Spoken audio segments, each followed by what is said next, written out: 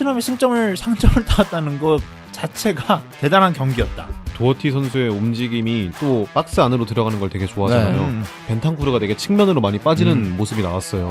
클루셉스키가 이 자리에 활용될 가능성도 저는 있을 것 같다. 확실히 아스날이 빅2라고 불리는 리버풀, 맨시티 상대로는 좀 약한 모습을 보여줬었는데 이번 경기에서 그 징크스를 깼습니다.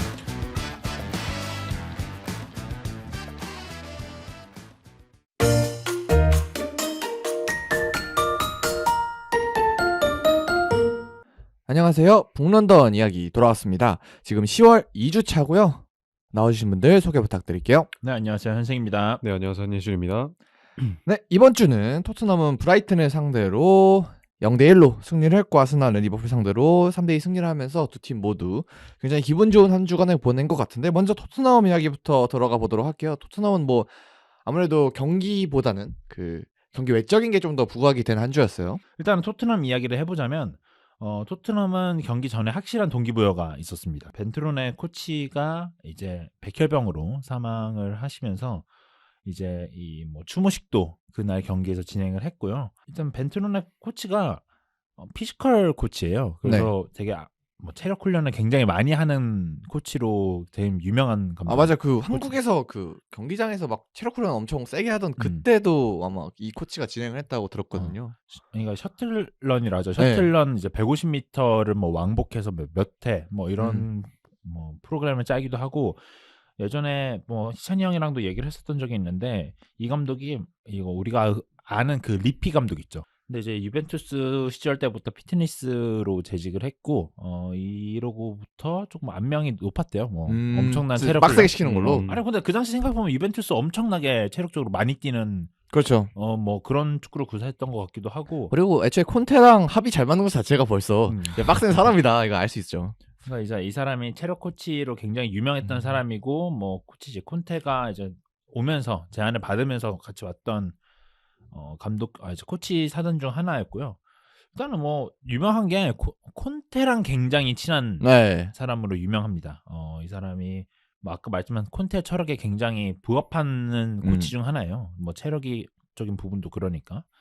그렇기 때문에 뭐 어찌 보면 토트넘 내에서는 굉장히 중요했던 코치 중 하나였는데, 사실 현대는 조금 일찍 돌아가셨다고 봐야 되죠. 네, 그렇죠. 그다음에 애초에 병명 자체가 급성 백혈병이었기 때문에 진짜 어떻게 손쓸 새도 없이 그냥 갑자기 그렇게 돌아가신 것 같아요. 이 분이 사실 좀 유명했던 게 그 손흥민 선수와 레스터전에서 그 포옹을 했던 장면들 때문에 이제 많은 국내 언론에서도 좀 알려지기도 했었어요.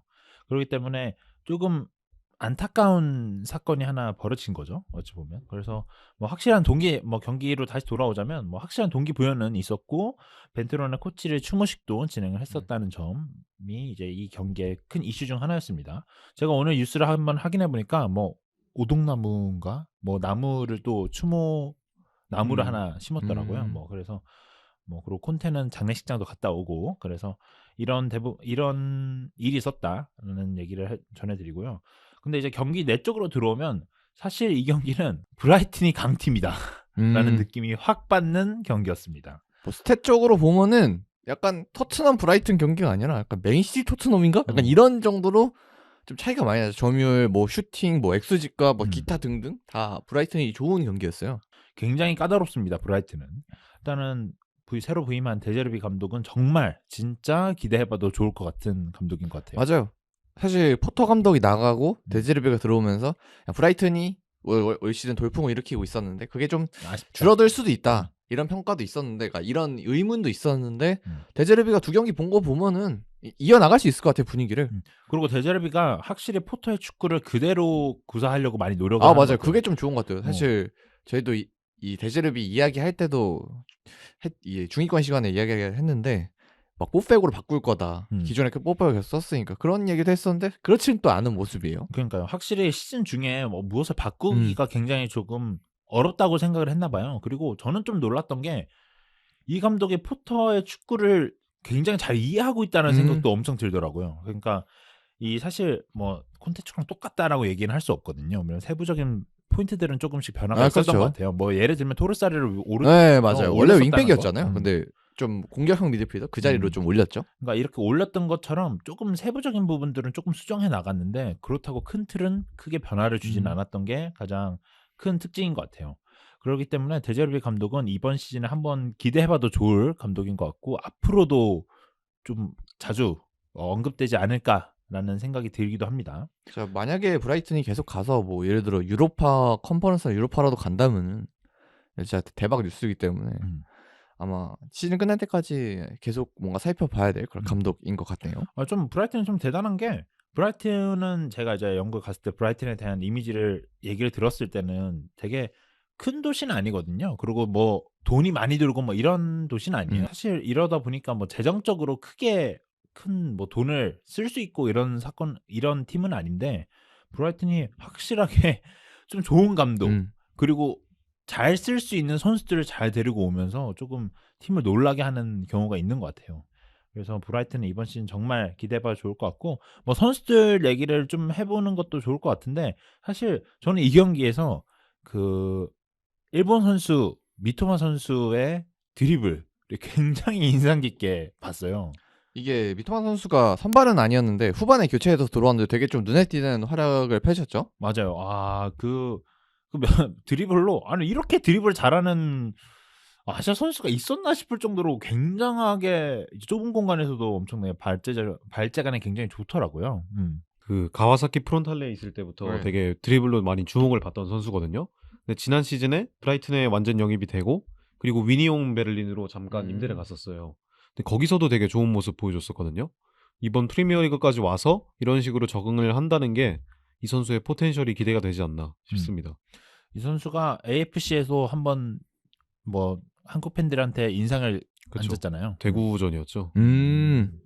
그래갖고 이 선수는 조금 지켜볼 만하다. 그리고 잘하는 것 같다. 그리고 프리미어 리그에서도 이렇게 드리블러는 좀 굉장히 위협적이었습니다.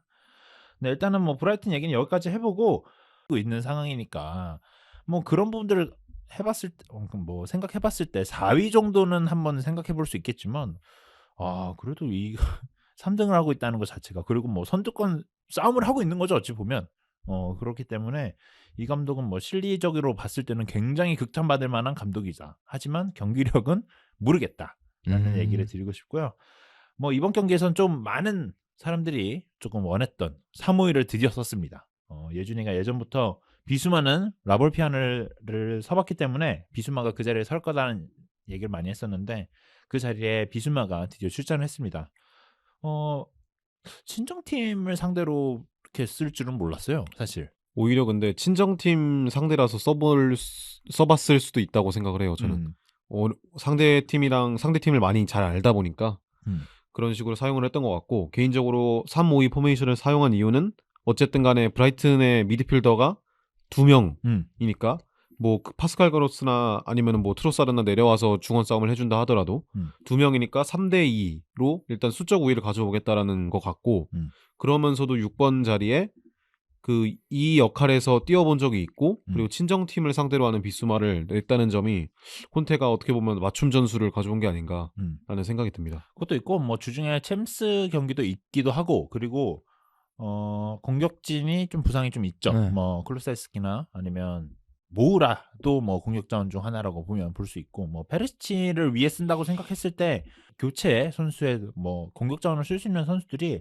지금 직전력감으로는 히살리송 아니면 페리시치 이 둘 선수 정도가 있을 것 같은데 뭐 벤치에도 뭐 브리안일이 있긴 해요. 뭐 페페 사르도 있고 뭐 있긴 한데 쓰겠습니까? 안 쓰겠죠. 그러니까 이제 두 선수 정도 있는데 그 선수들을 뭐 이제 뭐 벤치에 공격 자원이 별로 없다 보니까 뭐 사무엘을 쓰지 않았을까 뭐 이런 생각도 잠깐 해봤습니다. 저는 비수마 선수는 첫 경기 저는 굉장히 좀 아쉬웠다. 아직까지 라볼피아나의 롤을 좀 이해하기에는 어려워하는 것 같다라는 생각이 들기도 하고요. 뭐 이 정도일 것 같습니다. 사실 이 경기는 아까 말했듯이 브라이튼이 주도를 했고 그리고 외적인 뭐 분위기가 좀 더 컸기 때문에 이 경기에 대해서 제가 뭘 준비를 해올 때 조금 애매하다는 생각이 들더라고요. 그나마 좀 얘기해볼 만한 건 뭐 손케가 위에 있어야 된다는 생각은 확실히 들고 제가 뭐 키패스를 좀 보니까 손흥민 선수가 키패스를 좀 뿌렸더라고요.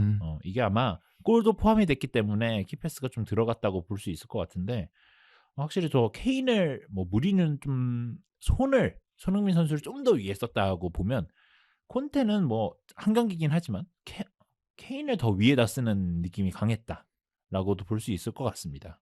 조금 더 짚어보자면 일단은 토트넘 같은 경우에는 전방 압박을 이번 경기에선 좀 세게 가져갔다는 느낌이 들었거든요. 해리 케인, 손흥민 그리고 올라가서 벤탄쿠르가 이 백스리를 막고 그리고 비수마와 호이베르가 높은 위치까지 올라가서 상대 중원 2명을 막는 3-2 방식의 압박을 되게 많이 진행을 했어요. 이게 어떻게 보면은 포터 감독과 데제르비의 차이라고 한다면 포터 감독은 측면을 좀 많이 사용을 하고 데제르비는 중앙을 많이 사용한다라고 볼 수 있는데 데제르비가 중앙을 많이 사용하는 거를 어떻게 보면 예상을 하고 중원을 틀어 막으면서 상대의 빌드업을 좀 제한하는 모습을 보였거든요. 이 점이 조금은 콘테에게 긍정적이지 않았나 싶습니다. 그리고 뭐 한 번 더 하나 더 얘기하자면 도어티와 세세뇽이 나왔습니다. 저는 세세뇽이 뛴 거를 굉장히 좋다고 보고 있고요. 원래 시즌 초반에 나왔을 때도 폼은 좋았잖아요. 그리고 만약에 뭐 3-4-3을 썼을 때 세세뇽이랑 손흥민은 좀 괜찮은 것 같아요. 네. 뭐 완전 뭐 최고다 뭐 이 정도까지는 아니어도 꽤 괜찮은 조합인 것 같습니다. 직선적인 움직임을 많이 가져가다 보니까 아무래도 안으로 파고드는 손흥민이랑은 잘 어울리는 것 같아요. 그리고 도어티 선수의 롤을 좀 제가 봤을 땐 좀 중앙 쪽으로 많이 들어오려고 하는 모습을 많이 보여줬던 것 같아요. 물론 도어티 선수가 그런 걸 좀 잘합니다. 좀 안쪽으로 들어오는 거를. 그래서 그런 롤을 좀 시키려고 했던 것 같고 에메르송보단 낫다 라고 얘기를 할 수 있을 것 같아요. 확실히. 페리시치는 요즘은 좀 아닌 것 같습니다.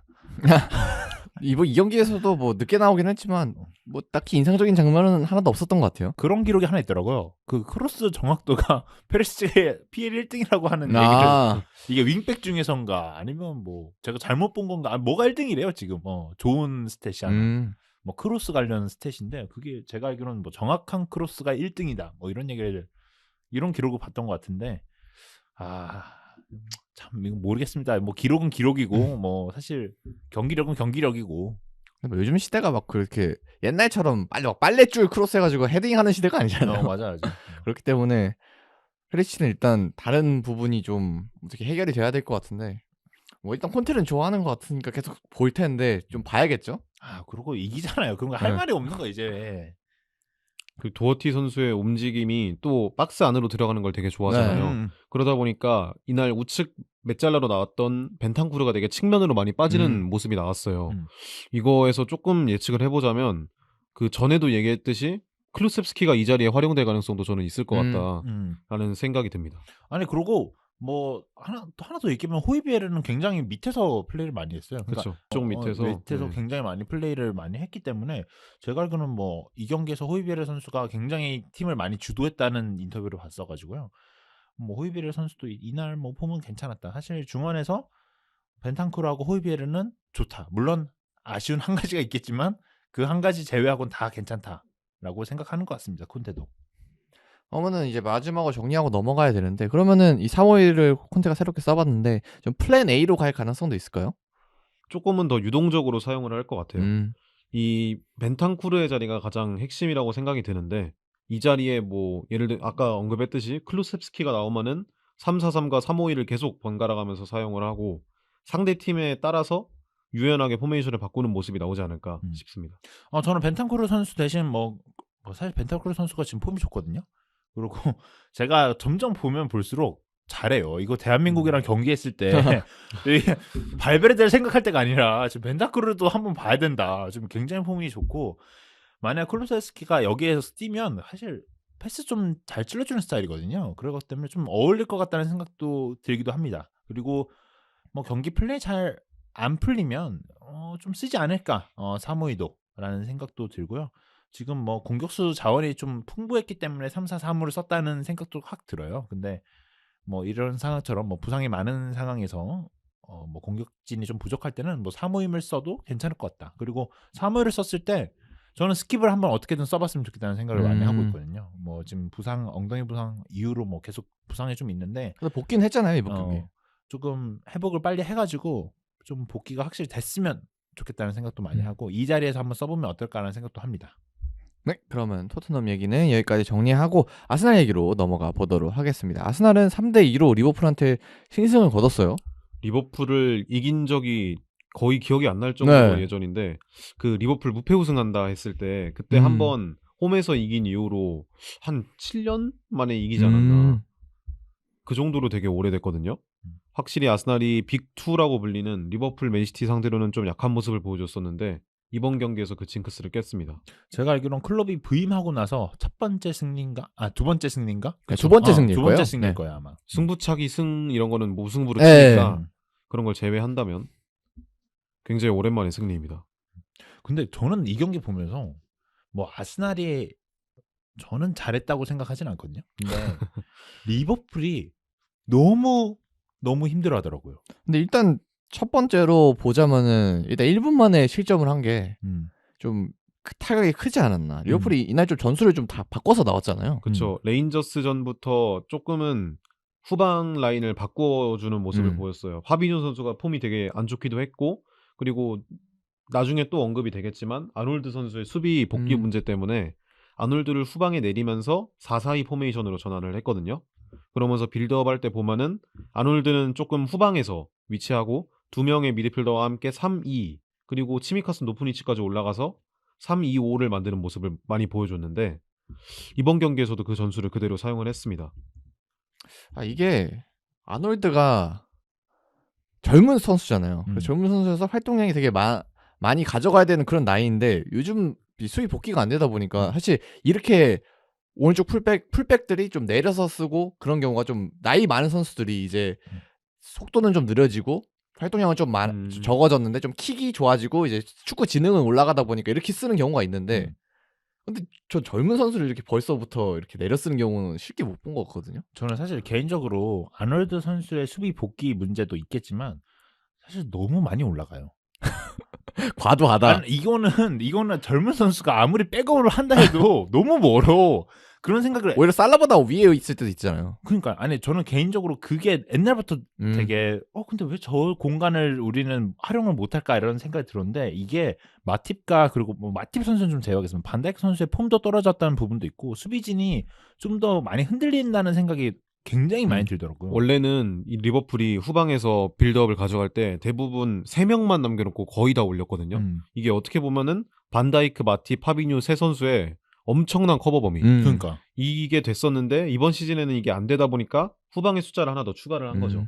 그리고 리버풀 같은 팀은 센터백 봤을 때 작년에는 마팁이 야 마팁 진짜 반다이크 없으면 마팁이 최고다 라고 얘기했을 정도로 눈에 띄는 수비를 굉장히 많이 하잖아요. 근데 이번 시즌은 두 선수 그리고 뭐 특히 반다이크 선수 같은 경우에는 이런 폼을 보여주지 못하고 있어요. 근데 이런 폼을 당연히 못 보여주는 게 어찌 보면 평균치일 수도 있는데 우리가 생각하는 그동안 워낙 잘했으니까 그 선수에 대한 평균치가 굉장히 높잖아요. 그러다 보니까 더 못한다는 느낌을 확 받고 있는 것 같아요. 지금도 솔직히 리그 탑 클래스급 활약을 보여주고 있긴 한데 워낙 고점이 높았다 보니까 이 반사라고 해야 되나? 그런 게 좀 큰 것 같아요. 저는 개인적으로는 반다이크의 수비 커버 범위가 더 넓어진 것 같거든요 이번에. 그러니까 원래부터 그냥 넓어서 다 잘하는 선수긴 했지만 이번 시즌은 파비뉴의 폼이 떨어지는 거랑 겹치고 그다음에 아놀드도 수비가 잘 안 되다 보니까 그쪽 부분을 많이 커버해야 되다 보니까 뭔가 중원에서 공격이 한번 끊어지고 뭔가 지연이 되고 수비 시간을 벌어줘야 되는 그냥 바로 수비 라인이랑 공격수가 요즘 리버풀 경기면 그냥 바로 맞이하는 느낌이에요 공격수를. 리버풀의 두 번째 단점이 또 이제 중원 미드필더잖아요. 미드필더가 이 수비도 문제지만 중원에서 공을 전방으로 운반해줄 수 있는 선수가 거의 없어요. 저희 파비뉴가 내려갔으니까 네, 없겠죠. 파비뉴도 그리고 솔직히 원래 운반하는 역할은 아니다 보니까 그러니까 전진형 플레이메이커라고 불리는 이런 선수들이 뭐 케이타나 옥슬레이드 체인벌린 이런 선수들은 없죠 뭐 이제. 없는 거라 봐야 되잖아요. 지금 부상으로 빠져 있으니까. 그다음에 제 경기 나와도 별 도움도 안 되고. 그렇기 때문에 이 전방에 위치하는 공격 숫자를 늘려서 그냥 다이렉트하게 롱볼로 찔러주자. 그리고 우리 롱볼은 반다이크 마팁도 좋지만 아놀드 역시 킥이 좋으니까 한번 이렇게 넣어주자 이런 식으로 전술을 바꿨죠. 네. 저는 이런 걸 보면 아르투르 선수가 좀 굉장히 안타까워요. 사실 클럽이 왜 아르투르 선수를 데리고 왔는지는 알겠어요. 그 유벤투스에 있었던 아르투르를 생각하지 말고 바르셀로나 시절의 아르투르를 한번 생각해 보면 굉장히 잘 어울릴 것 같거든요. 근데 이런 좀 확실히 지금 핸더슨이나 티아고 선수가 뭐 핸더슨 선수 굉장히 많이 뛰고 뭐 티아고 선수 엄청난 창의적인 선수이긴 하지만 이 선수들의 커버 범위가 굉장히 좁거든요. 사실 뭐 선수 같은 경우는 굉장히 많이 뛰는 플레이를 많이 하지만 나이가 어느 정도 찼단 말이에요. 그래서 저는 여기서 의문이 드는 게 저는 우리가 아까 녹음 시작하기 전에도 한번 얘기했었는데 핸더슨 선수가 좀 플레이 스타일을 좀 바꿔야 되는 것도 아닌가?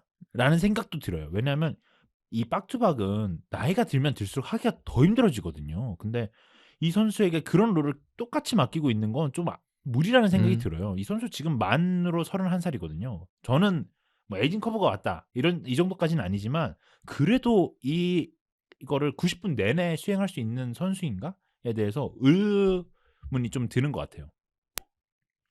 일단 핸더슨 같은 경우는 최근에 계속 지난 시즌부터 해서 폼은 좀 떨어진 확실히 맞아요. 모습이었고 거기다가 이제 티아고는 사실 커버 범위가 넓다고 보기는 어렵기 때문에 그냥 공 잡았을 때 장점이 있는 선수잖아요. 그러다 보니까 아마 좀 수비 라인 보호가 전혀 안 되는 느낌을 이 아스날전에서는 특히 많이 나왔던 것 같아요. 그다음에 아스날이 뭐 공격진의 폼이 워낙 좋다 보니까 그 부분이 공략이 잘 된 것 같고요. 그러니까 이 경기는 좀 문제점이라고 얘기하는 부분들을 제대로 공략을 한 것 같아요. 지금 아스날이. 그래서 저는 어찌 보니까 좀 아르테타가 맞춤 전술을 가져온 건가 같은 느낌도 확 들었어요.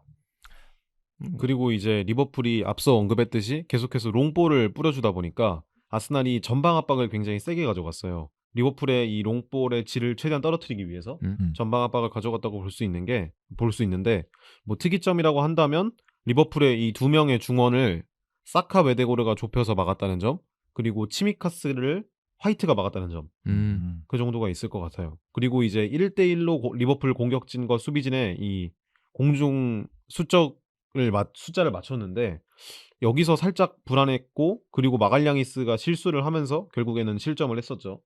이제 롱볼을 찬다는 게 리스크가 있긴 하지만 사실 롱볼을 차서 공격수가 마크맨을 벗겨내고 가면은 그쵸. 1대1 찬스가 나는 그게 장점이니까. 아니 뭐 최고의 어찌 보면 뭐 잘만 벗겨낸다면 최고의 빌드업일 수도 있잖아요.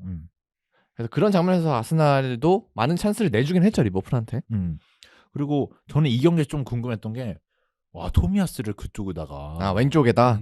쓰는 게 아니 저는 이 경기에서 좀 인상 깊게 봤던 것 중 하나가 화이트가 굉장히 좀 잘했다고 보는 편이거든요. 저는. 그렇죠. 근데 토미야스를 이쪽에다가 세우는 걸 보고 여기 티언이나 아니면 뭐 진작권 선수가 지금 부상이었기엔 티언이 선수가 나올 수 있었던 거 아닐까라는 생각이 들었는데 토미야스 선수를 썼어요. 이게 그 살라 선수가 어떻게 보면은 온더볼에서 막 이렇게 드리블로 상대 선수를 제쳐내고 이런 모습은 좀 아니잖아요. 그런 거를 봤을 때 지난 작년 리즈전 하피냐라든지 이럴 때 가끔씩 좌측에 토미야스를 기용한 적이 있었거든요. 이 토미야스 선수가 또 왼발도 잘 사용할 수 있는 거의 양발에 가까운 선수이기 때문에 빌드업적인 부분에서도 문제가 없었고, 이날 살라를 상대로 데인마크에서도 굉장히 좋은 모습을 보여줬기 때문에 토미야스를 이런 식으로 활용하는 것도 좋지 않을까 생각이 됩니다. 그리고 두 번째 이유로는 저는 개인적으로 이건 생각을 한 건데, 토미야스 선수가 센터백 출신이다 보니까 아무래도 키가 크잖아요. 그러다 보니까 공중 경합에 있어서도 우위를 점할 수 있고, 리버풀은 롱볼을 자주 사용하기 때문에 아무래도 티어니보다는 공중볼에 있어서 장점을 가지고 있는 토미야스가 선발로 나오지 않았나. 네. 그러고 보니까 여기 있는 네 선수는 다 센터백을 그쵸. 볼 수 있고 키도 큰 선수들이네요. 뭔가 맞춤적으로 뭔가 준비가 잘 된 것 같아요.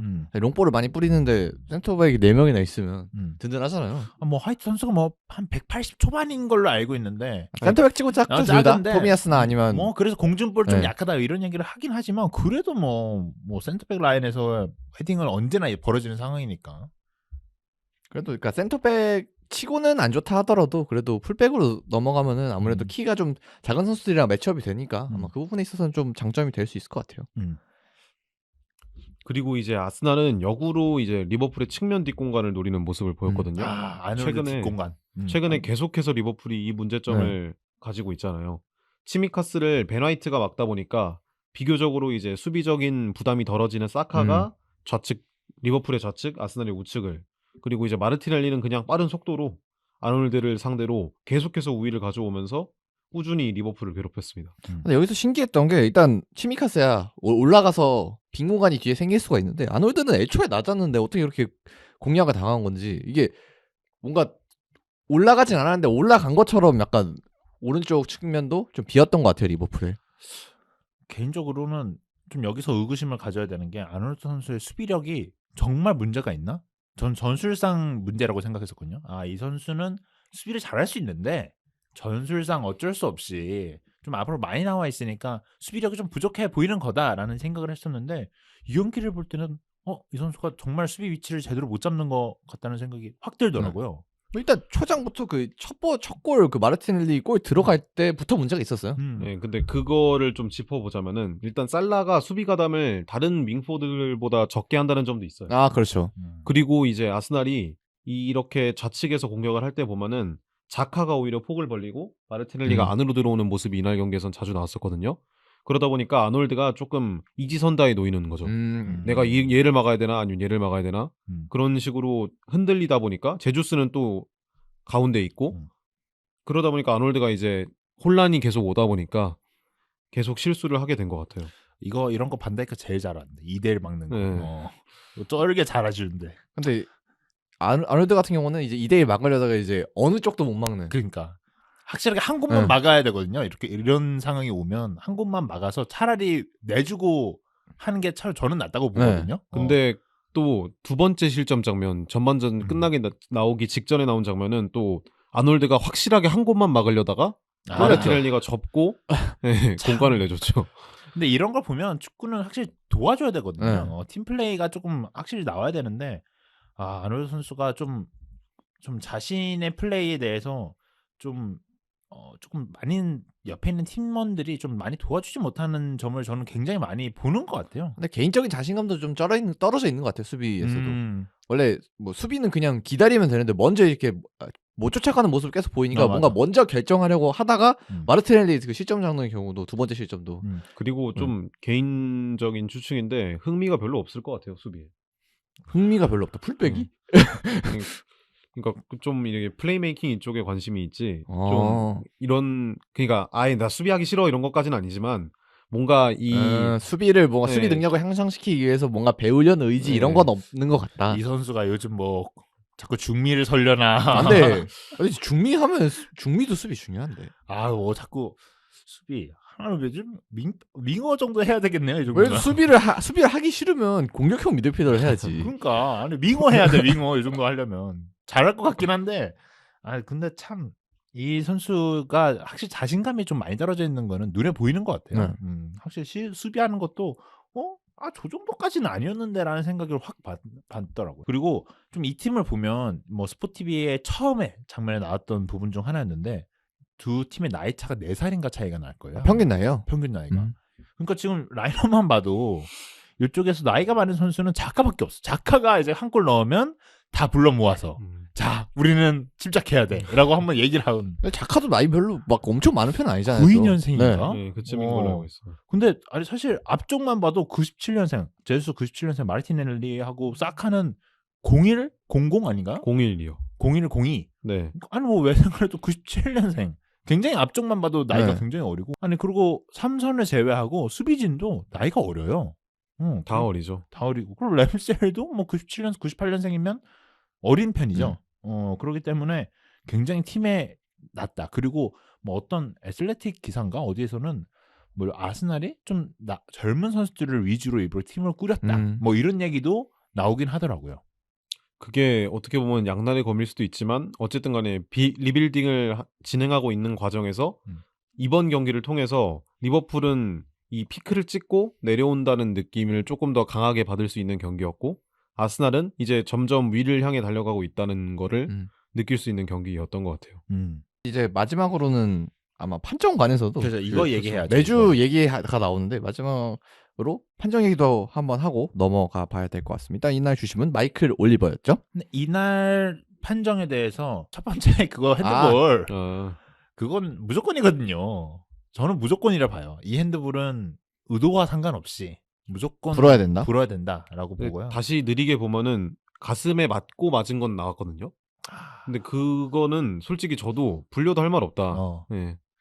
이 손이 이런 식으로 돼 있다 보니까 그러니까 위쪽으로 손을 이렇게 들고 있는 장면 자체가 부자연스러워요. 뭐 수비 라인 뭐 가슴에 아무리 맞았더라도 이거는 축구는 핸드볼 규칙이 굉장히 까다롭잖아요. 그래서 헤드볼 규칙이 사실 주관이 제일 많이 음. 들어갈 수밖에 없는 음. 부분이긴 하죠. 이게 좀 정리가 된 거를 좀 보면은 직접 슈팅이 아니었다는 것도 좀 있는 것 같아요. 조타 선수가 크로스로 올리려고 했었고, 그리고 마갈량이스 선수가 조타와 굉장히 가까이 있었고, 그 가슴 맞고 손 맞았다 이런 식으로 얘기를 하는 게 많더라고요. 근데 뭐 해석의 여진이 있다. 네, 근데 뭐 리산드로 마르티네스 최근에 그 소시에다드 대전에 이런 태클하다가 손 맞아서 피킹 해준 거 있었잖아요. 그러니까 이제 살짝 슬라이딩을 하면서 공을 이렇게 막으려고 살짝 뒤쪽으로 봤었나요? 그래서 제 기억이 네. 맞으면 살짝 뒤쪽을 보면서 이렇게 막은 거야. 뒤쪽으로. 네. 근데 이거 핸드볼이 이제 불려졌죠. 그렇죠. 어. 그거랑 차이점이라고 본다면 유일한 차이점은 조타는 슈팅이 아니었고 그 소시에다드 누가 쳤는지 기억이 안 나는데 어쨌든 간에 그건 슈팅이었다. 2점 정도가 될 것 같은데 저는 그 장면도 핸드볼 부를 수 있고 지금 이 장면도 핸드볼 무조건 불어야 된다고 봐요. 저도 근데 볼 때는 야 이거 불렸다 무조건 불렸어야 돼 봐요. 싶었는데 저는 무조건 불려줬어야 된다고 보고 일단은 저는 모든 핸드볼은 붙어있지 않는 한 무조건 불어야 된다고 생각합니다. 이게 예를 들어서 뭐 뒤쪽에 손이 살짝 떨어져 있는 이런 부자연스러운 장면이더라도 부는 게 심판 입장에서 더 유리할 거예요. 왜냐하면 핸드볼 규정에서 해석은 정말 어떻게 해석하면 아다르고 어다른 거기 때문에 이게 심판한테 굉장히 부담스럽습니다. 그렇기 때문에 저는 차라리 핸드볼이 애매하게 나와버리면 그냥 부는 게 맞다라고 저는 보는 편이고 이 장면은 특히 더 불어주는 게 맞다라고 생각을 합니다.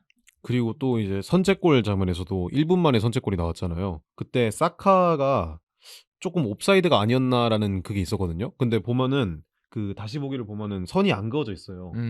그게 말로는 호크아이가 사카의 위치를 못 잡았다? 이런 식으로 얘기가 나오기도 하더라고요. 호카이가 이걸 잡지 못하더라도 사실 보면 알잖아. 보면 알잖아. 그러니까 나도 그 얘기를 하고 싶은 거야. 보면 알잖아. 그리고 심판이 이렇게 부심이 이렇게 봤을 때 몰랐을까? 라는 의구심도 들어요. 애매했으면 애초에 뭐 선을 그러니까 뭐 호카이로 선 그으면 정확하겠지만 그냥 눈으로 보고 보이는 게 어느 정도 있잖아요. 아 그리고 호카이가 정확도가 굉장히 높을 텐데. 근데 아마 그러니까 이게 잡지를 못했대요. 이 뛰는 장면에서 네. 프레임이 깨졌나 보다. 뭐 그럴 수도 있고 아니면 뭐 예를 들면 축구장 같은 경우는 뭐 축구장 밖에 뭐 잠깐 사이드라인 밖에 나가 있거나 나가 있다 들어오거나 이런 경우가 있으면 못 잡는 경우도 있다. 그 선제골 장면 보면 아예 앵글 밖에 있다가 들어왔잖아요. 그런 쪽에서 잡지 못했다라는 말이 있더라고요.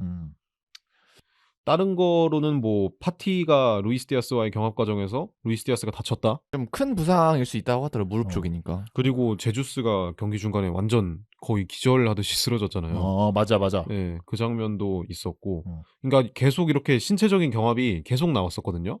특히 리버풀과 아스날 측면에서 주심이 올리버는 조금 그래도 좀 엄격한 걸로 아는데, 되게 자주 부는 걸로 아는데, 그런데도 제재를 안 하다 보니까 계속 더 심해지고 결국에는 부상자까지 나왔잖아요. 조금은 아쉬운 경기 운영이었죠. 근데 저는 명백한 게 하나 있기 때문에 이건 못 보는 심판이에요. 네, 그럼 북런던 이야기 여기까지 정리하고요. 다음 주에 더 재밌는 이야기로 돌아오도록 하겠습니다. 감사합니다.